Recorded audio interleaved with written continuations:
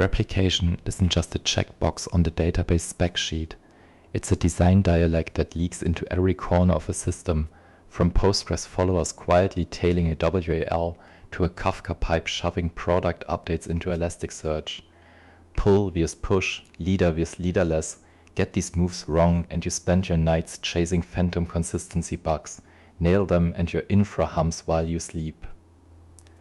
This episode walks through the dance steps, then zooms out to the bigger choreography of a microservice fleet.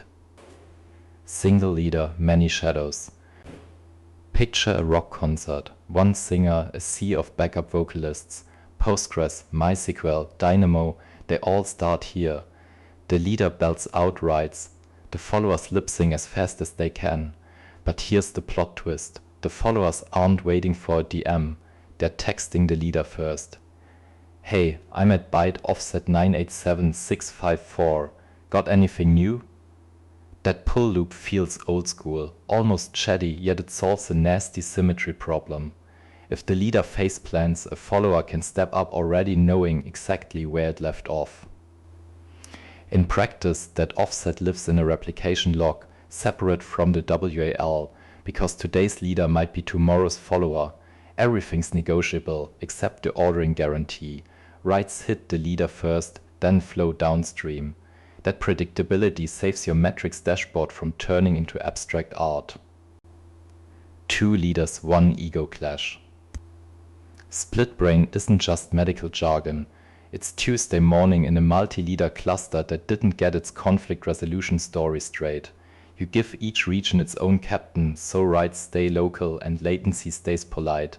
Then an edge case strolls in, the same row edited in Sydney and Sao Paulo at the exact same millisecond. Which truth wins? Timestamp tiebreakers, custom merge functions, or an apology email to customers after silent data loss? Multi-leader buys availability, but sells you a box full of headaches labeled resolution logic. Manage that pain or get buried by it. The wild, leaderless frontier. Now remove the conductor entirely. Cassandra, Dynamo's spiritual cousin, or any honest-to-goodness gossip protocol store says, leaders are a social construct. Every replica gossips about rights. Eventually they converge, unless your network looks like Swiss cheese. Clients can write to whoever picks up first. Reads may need to quilt together a quorum of answers and reconcile differences on the fly. You trade simplicity for uptime that laughs at node failures. Great for logging heavy workloads. Less great when your CFO insists her balance sheet never shows two different numbers. When the data leaves home. Databases aren't your only audience. Your product catalog lives in Postgres, but your search box expects inverted indices and fuzzy matching, so you graphed on Elasticsearch. Here's the kicker. Elasticsearch doesn't sidle up to Postgres and ask politely for rows it missed. The direction flips. Postgres emits change data capture events. Think write-ahead log turns striptease into Kafka. A consumer picks them up and pushes them into the search index. It's a fire hose, not a follow the leader waltz. Postgres doesn't care whether Elasticsearch is online. Kafka buffers the gossip. Search can replay history and rebuild its world whenever it wakes from downtime. Pull feels safe, push feels fast. Why the inversion? Pull keeps the follower in the driver's seat. It knows its exact state and asks for the delta, which means minimal duplicate work and a clean switchover story.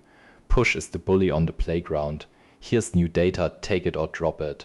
That aggression is perfect when you need near real-time downstream materializations and the source of truth can't afford extra round trips. Yet push hides landmines. If the consumer lags, upstream has no clue until backpressure metrics scream. You also lose the simple offset 42 handshake. Instead you juggle item potency keys and dead ladder queues.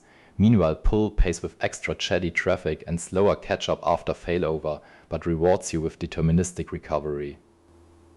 Bull. Design choices at 2 AM. When the pager buzzes, you don't care about elegant theory. You care about whether flipping one flag brings the cluster back or starts a cascading meltdown. Pull replication tends to isolate blast radius. Push replication delivers snappier downstream features, search results, analytics, machine learning features at the cost of wider coordination. Mix and match. Let the database replicas pull, let the event bus push, and put circuit breakers between them so one misbehaving consumer can't choke the producer. Conclusion: replication isn't a single trick, it's a menu of survival strategies. Leaders with loyal followers offer monotonic sanity. Multi-leaders hand you uptime on a silver platter, then charge a conflict resolution fee. Leaderless rings outlast hardware failures, but keep you honest about consistency levels. Step outside the database and the current reverses. You push events downstream because search indices don't do polite small talk. Know which dance you're joining, why the steps matter, and where you'll be standing when the music stops. Because at 3 AM, when your app is on fire, you'll wish you'd picked the choreography that lets you bow out gracefully instead of face planting in front of the audience. That's it for today's episode. See you in the next one.